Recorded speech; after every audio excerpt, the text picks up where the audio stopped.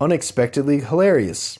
Currently, I can only get online long enough to download some movies for later. No long considerations. That looks okay. Maybe that. Old dude, know nothing about rabbits, but seeing Ubisoft at opening suggested it's based on the video game. Uh-oh, this looks dumb. Had big doubts for the first few minutes, but then got hooked and damn, ended up laughing out loud more than a blockbuster comedy. And most was subtle, adult-aimed, excellent writing that kids may not notice. Just how rabbits squeakball bounce kills. 8 out of 10. That's what it said. It's got a 5 out of 7 on IMDb, which is pretty low. No, dude, Tracy Chapman is definitely a dude. So yeah, I watched Rabbids Invasion Special, which I thought was a movie, but after going on IMDb afterwards, because I couldn't find it on IMDb, it's a movie after 4 seasons of Rabbids Invasion, I guess. So, but it's an hour and something minutes. It's an hour 10. Yeah, so I have a rule that no matter what it is, even if it has other stuff attached to it, it needs to be able to stand on its own as its own independent thing. Part of that came out of working as a screenplay reader for like film festivals, and sometimes people would send in like a 2-page explanation of what they were doing in addition to the script, and I'm like, great, but we're judging it based on the script. Like, so that being said, I don't know much about Rabbids. I think they were a video game, and based on like what I saw of the movie and sort of what I've seen of Rabbids, it kind of reminds me of that game Worms. I'm assuming it was like that, or like Lemmings, I guess, where they're all individual characters with unique traits of some kind, but at the end of the day, it's basically like if the Sim. It's kind of like The Sims, I guess. I don't know. I realize I'm more confused now. The tone of it was kind of like Tom and Jerry or Wile E. Coyote and the Roadrunner. These giant like schlocky, physical set pieces where things get blown up or smashed or, catastrophically injured. And then the joke is, nobody can die. And I guess that was the logic of sending them to Mars, because I think they literally said in the movie, the reason we're sending rabbits, even though they're so dumb, that's one of their 2 traits. I want to talk about that in a second, but why they're going to Mars is they basically don't need spacesuits because they're so hardy, because they basically can't die. And honestly, that logic I kind of agree with. That actually makes a lot of sense to me. So let me just go through my list of things I think I understand, but then I won't. First thing is, every rabbit is an individual, and they have 2 defining traits. One of their shared traits that they all share of their 2 traits is they're idiots. They're very stupid. Which, sure, but also the movie itself sort of like waxes poetic about what it is to be dumb later on, and I don't really Trait 2 is some other thing. One of them is like, has like a Speedo and like hair, and I guess is like a hula dancer. So it's an idiot and a hula dancer. The other one of the other big ones that's in there is an idiot, but he finds a helmet and he becomes brave. So he's like brave / emotionally attached to this helmet. Those are his 2 traits. The one rabbit that's in the story is small, so he's an idiot and he's small. And then the main one, which his name is like Quibble or Scribbler or something. I don't really understand what his name is. It's the one with the chin strap beard with like the comb over haircut. That guy is not dumb, and he's small. Like, there's a swimming one who wears a swimming cap and a Speedo, and so everything about the swimming one involves either pretending to swim or some sort of gag with the rubbery Speedo cap.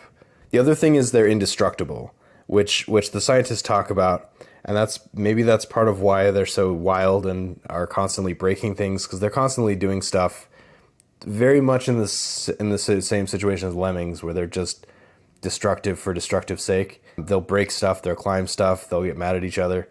I don't remember if they showed the rabbit's origin in the movie. I feel like they didn't, or maybe I've seen it somewhere else, but I think the logic is that they came here from somewhere else, so they're aliens, and they just showed up and they're kind of like rabbits, but they're crazy and they're indestructible, so they're just here. So it's sort of a Pokemon situation where they came from somewhere, they showed up, and they just sort of outcompeted everything else, I guess. Or maybe I don't know, there's a bunch of them on an island, so maybe they're just all on an island. I don't really understand if because there's like humans, but then there seems to only be rabbits other than humans. I don't see any dogs, I don't see any cats, and I don't see any rabbits. The story of the movie itself that I watched, Rabbits Invasion Special, Mission to Mars, I couldn't figure out if the 4 rabbits we have, which is Scribbler, the beardy one, the helmet one who's supposed to be the captain because he's so brave when he wears his helmet, the little one who gets treated like a baby the whole time. There's another one too. Oh, the hula one, the dancing one, who has like blue hair and like a Speedo. There's a few other main characters. The scientist lady who likes Scribbler, the security guard who's friends with the scientist lady and he's very incompetent. And then there's this like megalomaniacal, I can't say that word, Elon Musk type. So I don't think these like 5 or 8 people, characters, are characters in the story normally. I think they're just in the periphery, especially the rabbits. I don't think there's such a thing as main rabbits. But they'd spend a lot of time in the story really harping on the individuality of this beardy rabbit named Scribbler. They give him like entire backstory that takes like 20 minutes. Also, there's aliens. It seems like the rabbits are aliens themselves, but humans have just sort of decided that's not a thing, and that rabbits are just around and they're annoying. Scribbler very early on sees Martians and gets really excited, and a lot of the conversation about going to Mars is about whether or not there's going to be Martians there because we don't know. And then Scribbler basically is like, we got Martians, and nobody seems to be okay with that except for the one scientist lady. So are aliens a thing? It was unclear to me the concept of, are the rabbits the aliens and the humans just got used to it? Or are rabbits something different? And aliens are something different, and aliens are better because they're aliens, whereas rabbits are just evil rabbits or something. I don't understand. Let me try to read the plot to you. As weird as it sounds, this movie had a plot, had like a very robust, very worked out plot, which I really wasn't expecting based on every single scene. It's just a bunch of like physical gags, basically. So we start out with rabbits on some sort of like tropical island somewhere. I thought it was the Caribbean. Maybe it's the island of rabbits. I don't really understand it. And they're all just crazy. They're all just like firing fireworks and blowing themselves up, or lighting stuff on fire, or knocking stuff around, like knocking stuff down. But there's that one smart one, the beardy guy, who has like a little hut in the corner of the island with like a no rabbits allowed sign on the outside of it. And inside of it, he's got a telescope, and he's got like half a rocket ship that he's built on like a pier, and a bunch of other stuff, including a TV, which becomes a problem. I think the first thing happens is he looks in his telescope and he sees Martians, and he goes, I found Martians. Guys, this is awesome. I found Martians. And then we go into this whole fantasy where it seems like, because again, these rabbits don't speak language. They just kind of mutter stuff that doesn't make sense, kind of like the Minions. Oh. Scribbler has this fantasy where he's like arm in arm with Martians and they're best friends. That's like the whole fantasy. The whole fantasy we get is he wants to be best friends with Martians. And that's when I was like, oh, this is probably for like 6-year-old kids. I assumed the age group for watching this would probably be like 10-year-olds, but after the whole like we're going to be best friends thing because of space, I'm saying probably 6-year-olds. Something happens to alert the other rabbits about his hut that's precariously perched on like a thing, and that there's a TV there. And so one of the rabbits gets in and starts eating the remote and accidentally turns on the TV, and it gets everybody excited because it's like this Baywatch ripoff that I don't even remember what it's called. It's like Love Bay or something, which becomes way more relevant than I ever thought it would be. And the voice of the main guy, the David Hasselhoff type guy, is basically the voice of the HGTV like Cowboy California guy. It's like, hello, folks, welcome to... He's like it's like a stereotype of a cowboy. It was incredible. This HGTV guy definitely exists, but the fact that they used like the way he speaks as the Baywatch guy was so weird. It's like Surfer John Wayne cowboy. It was very strange. When the TV show is on, all the rabbits get excited and they crowd in there, and They mess up all of his stuff and his space, because this is like his clubhouse. And the big thing is, somebody crashes into, it might have been the little guy. The little guy seems to bounce off of things. That seems to be one of his like things that he does, is he hits the rocket, tips the rocket over, and the rocket falls into the surf, and that's it for the rocket, which makes Scribbler very sad. And he decides he's done with the rabbits on this island. I think he makes a wind sail real quick because he's a genius, and just like windsurfs away or something, where he finds the big building that is the Space Center, which has some sort of brand name because it's an Elon Musk situation. So you might as well just call this building Tesla, or SpaceX, I guess is what it should be called. He sneaks in only to discover there's rabbits everywhere, just being rabbits, and you figure out that they're trying to vet rabbits in their Space Center to find 4 that are going to go to Mars, because they need to find the smartest 4 because of how aggressively incompetent these rabbits are because of their stupid. That. So he goes to the testing facility and you meet Elon Musk, basically. I don't know the guy's name, but he's basically Jafar Elon Musk. Jafar from Aladdin. He's Elon Musk. He's the true embodiment of, I think, if Elon Musk didn't have to kowtow and actually interact with society, I think this is how he would behave. The guy that we're seeing. That's just what I think. He does this whole thing where he's like, I love rabbits. They're indestructible. They're much safer than humans.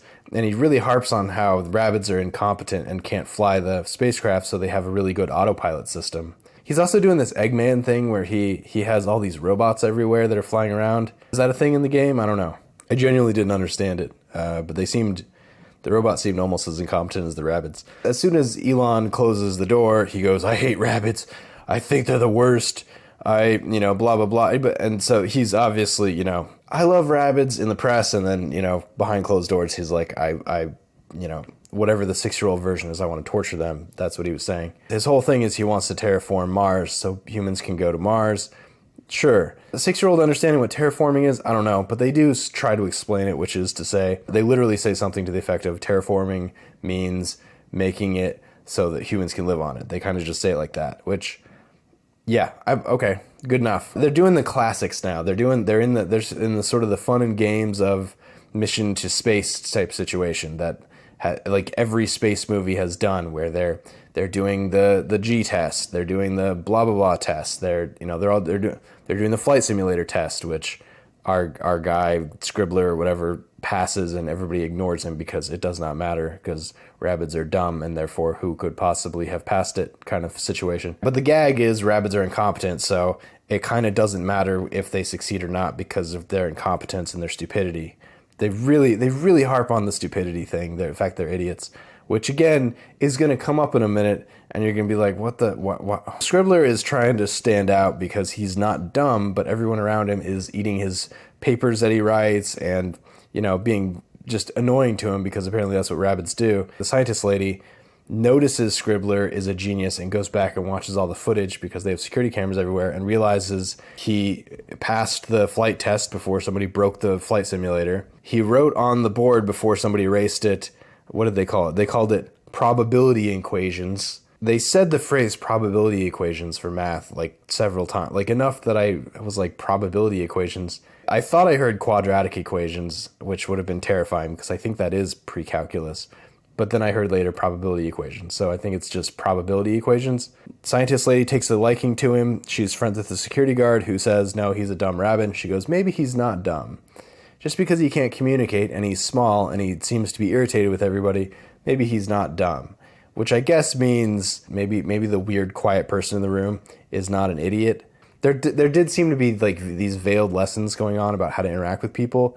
Sort of something you would get in Barney or something you would get in like Blue's Clues, but then they like cut against it with like weird humor and these Wile E. Coyote things that are happening, like explosions and stuff. And then the first thing they do is this thing that's very famous called the vomit comet. The astronauts get in an airplane and the airplane goes really high up and then it dives and you're weightless. And it's a thing, Apollo 13, it's the vomit comet because everybody pukes. The rabbits seem to be doing okay when it does its dive to the vomit comet thing, and then one of them, again, it might be the little guy, gets shot off of something, and he bounces around, and he cracks a window, and when he cracks the window, it sucks out like almost all the rabbits except for like 4 or 5. And the way it gets solved is rabbit's helmet fell off. The helmet flies off, plugs the seal, they land, and all those rabbits that flew out just sort of like fell to earth, and it was a joke, and I guess they were fine, and I guess that was the end of it, because you go back to the spaceport, and it's just the 4 or 5 rabbits now that survived the vomit comet. All the rest are just back into the ecosystem, I guess. They didn't die. Was that how they were cut? I don't. Okay, so the Elon guy goes, yeah, okay, well, we got 5. We just need 4 rabbits. Bing, bang, boom. No big deal. So he goes, we have 1 too many. We're getting rid of the bearded one. I think that's about the time when the scientist goes, no. He might be smart. He could probably land the spacecraft if he had to. All these things. I've been working with him. And Elon goes, well, that's even worse. Like, we can't have a smart rabbit, so he's cut. And also, I'm arresting you, and I'm going to freeze this rabbit with a freeze gun. I'm going to tell the security guard to go do. Which, again, is the freeze gun part of the whole thing? So I guess that's how you deal with bad rabbits, is because you can't kill them and because it's a child's game, you freeze gun them. And the security guard is okay. So he went to go escort Scribbler to be freeze gunned, and then takes him into a chamber that gets really cold that we saw during the montage where they were doing all the space stuff. The robots fall apart and die from cold long before humans and long before rabbits. So he freezes out the robot dies, and he goes, thank God the motherboard froze. The security guard and Scribbler are going to get on that space shuttle, and they just need the help from the scientist who they need to bail out. But somehow, they dress him up. They just put a helmet on Scribbler. So he still has beard hair hanging out, and he's not wearing his Speedo like he should have been. And they had the Speedo guy in a bag in like a cat carrier, which was also strange. But they got him on the ship. And they go, and they launch the ship. When the rocket launched, it was like South Park cardboard cutout flames. And then there's a gag when they're actually in space where they use the warp drive, and the warp drive is so fast that it throws them all up against the back of the craft, Wile E. Coyote style, and then they become flat. But it's like real flat. It's like they crushed an aluminum can flat. They're 3-dimensional, but they're flat. It was a really cool effect. Is that a thing that we do in the Rabbids universe? I don't know. While the launch was happening, the scientist lady went to Elon Musk's office, and she got onto the computer and discovered that the terraforming cube that they're taking to Mars with them is a bomb. It gets explained later sort of as a throwaway joke where he's like, well, terraforming can be a bomb. And I was like, okay, that's true technically, but that's also like politician level deceitful. It'll probably kill the Rabbids, even though they've been called indestructible a bunch of times. They're saying this is what will kill them. The scientist lady finds out about the bomb, and then she puts on the headset that Elon Musk uses to communicate with them, Darth Vader style with the hologram. That was an interesting touch. And she goes, great job, guys. Scribbler, the autopilot failed. Obviously, you're going to have to land the rocket. And he goes, okay. And then she holds up a piece of paper that says something plus something equals nuclear explosion. Holds it up. And so on the hologram, you see her holding it up, and he's reading it and going, I understand. I don't understand if she was wearing metaverse glasses, if in real life she was holding up that sign, if that would actually track. I don't think it doesn't make sense to me. They say nuclear missile so many times in this movie. With the current political climate, that actually is a relevant thing again, which is horrifying. With the autopilot dead, lands the rocket kind of badly, but it lands. And then before he can do anything, it turns out the Q-bomb is in the back of one of the trucks, and the Rabbids have all hopped in trucks and are like hauling butt on these like truck things across Mars in a very, chaotic way. And so he gets to the last truck, and the little rabbit is there. And he kicks him off, and he takes the truck, and the little rabbit is super mad, so he's holding on. And there's a big like car chase thing going on Mars. I think they crash, and he finds the cube in the trunk of one of I think it was the helmet rabbit's truck. He tries to get it. Somehow they all crash together in a Wile E. Coyote-esque way that doesn't really break anything. As he's trying to get out from under the overturned truck that he is pinned under, that's when the Martians show up. They just kind of show up out of the caves, and they're very friendly and they're very cool. It's at that point that he gets out from under it and goes, this. And so the big Martian comes over, and they're just like blob creatures, eats the bomb, and then the bomb explodes, and he puffs up. But then the recording track that they sent with the Rabbids, because they couldn't trust the Rabbids to do it themselves, starts playing. And it's supposed to be the like, futurist recording track with like a heartbeat and violin and, all these other things. But instead, because the security guard is a doofus, it's all reruns of the Baywatch show thing that they were watching. And so all the Martians get excited and watch this Baywatch show. And all the rabbits are excited because they're watching the Baywatch show. And Scribbler is really mad because he's like, oh, great, they're idiots. And honestly, I agree. He's super frustrated and he's sort of pouting because he thought he was going to be friends with these Martians, but it turns out they're friends with the other rabbits because they like Baywatch because they have bad taste and they're dumb. And the big Martian, who's not as big anymore because he'd be watching Baywatch and he would shrink a little bit. He's still red and puffy, but he's only like 10 times the size of what he was now. Comes over and he goes, "Howdy, partner." He's talking like the Baywatch guy, which is literally the Californian cowboy from HGTV. Again, it's a stereotype of a cowboy. It is what it is. And he does this whole thing where he's like, just because I talk dumb doesn't mean I am. And, it's the whole lesson of don't judge a book by its cover. Just because people talk differently doesn't mean they're stupid.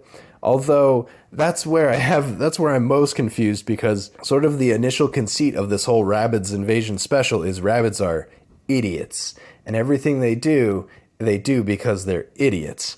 And so the Martian who is behaving like an idiot and is best friends with the idiot Rabbids comes up to the smart rabbit and says, just because we're different and we talk like idiots doesn't mean we're idiots. Like a great sentiment, but it kind of cuts against the fact that the entire thing is based on the idea that the rabbits are idiots and basically they should be punished for being idiots because of how destructive they are in their idiocy.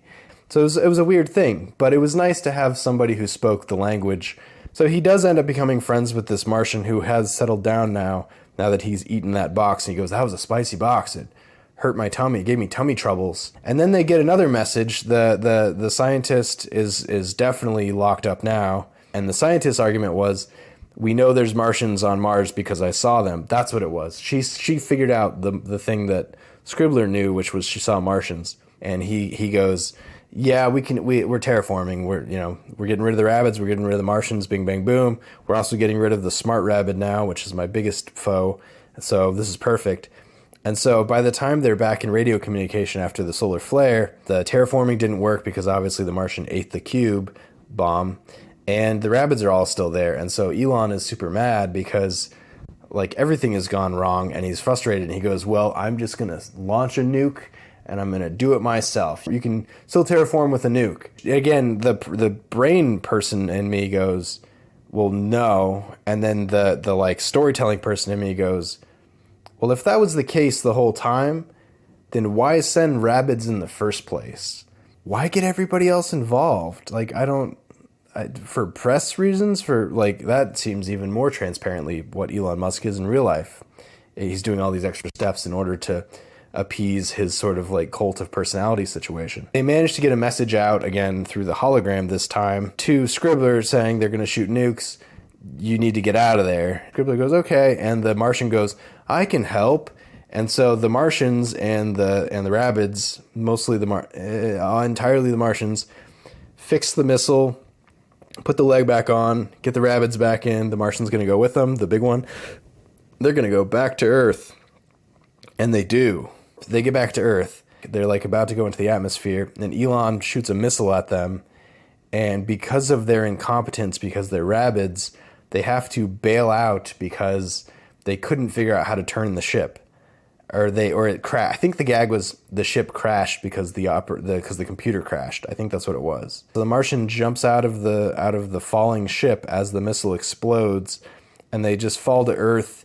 Not a big deal, because if there's the only thing we've established in this entire universe that I understand is when rabbits fall from the sky, they land, and then that's it. They're good. Like, no big deal. And there's this whole big showdown with Elon Musk. He's super mad now. He fires the nuke that's going to go to Mars. The Martian stretches himself out and launches himself at the nuke and swallows the nuke, and the nuke explodes, and he becomes gigantic and puffy and weird again. And what we knew last time is he sort of loses his mind, and when he gets gigantic and puffy and sort of just flails around and is annoying, the security guard goes, I know where they're filming, blah, blah, blah, and he drives away because that's how close their filming is, apparently. Whereas everybody else is dealing with, like, the giant Martian who's confused and flailing, who's, the size of, like, a city, a bunch of evil robots, including a new evil robot now that is bigger, and Elon Musk sort of mentioned that if anything could kill rabbits, it's this robot. Like, we don't know, like that's not anything we've ever tested, but if anything could, it's this robot. They, the big finale, they freeze Elon Musk, and that's a whole thing. Oh, they also, it might have been the helmet rabbit. He has his phone and is able to live stream Elon Musk tell everybody that he hates rabbits and wants them to die, and that he's going to nuke Mars, and that basically he's just like as evil as you could be. It was like a call into like a Fox News program, and so they were like, Elon, what's the deal? I don't know his real name. What's the deal with that? It sounds like you just confessed to being like the most evil person ever. They save the day. They end up bringing basically David Hasselhoff from that Baywatch show to the alien to talk to him, and he goes, oh, I'm such a big fan of you. They figured out that Martians can eat explosives and no big deal. They're only bad because they're confused because they ate something and they got puffed up. You just got to puff them back down, then they're not bad anymore. Sort of a Dr. Jekyll, Mr. Hyde situation, which I guess is sort of a veiled way of saying when you're a little kid, when somebody gets mad, let them calm down. They won't be mad anymore. I don't know. There was a lot of weird lessons in here that I didn't really understand. Everything is solved. We're back at the Rabbit's Island. Bearded guy has his stuff back, has his telescope back, and they're working on a rocket. But he's okay with how annoying rabbits are now, even though he himself is a rabbit. He's sort of like accepted the fact that they suck, but they're just, it's not an evil suck. It's just a regular suck. He's best friends with the Martian, and the Martian is telling everybody, as soon as we get the rocket done on the launch pad, I can go back to my family. The whole thing. And the scientist is there, and she said, go play with your friends, blah, blah, blah, that whole thing. That's it. It was a story that took place. I didn't expect that. I have more questions than answers. I don't understand anything. It tried so hard to be this like broad slapstick is the word I keep forgetting to say. Slapstick. Wile E. Coyote, nothing matters. There's no consequences. You can't die, but also you can die. Such a weird tone to draw. But at the end of the day, it was a story, and it made sense. I can't believe it. Would I call it good? Good, bad? I don't know.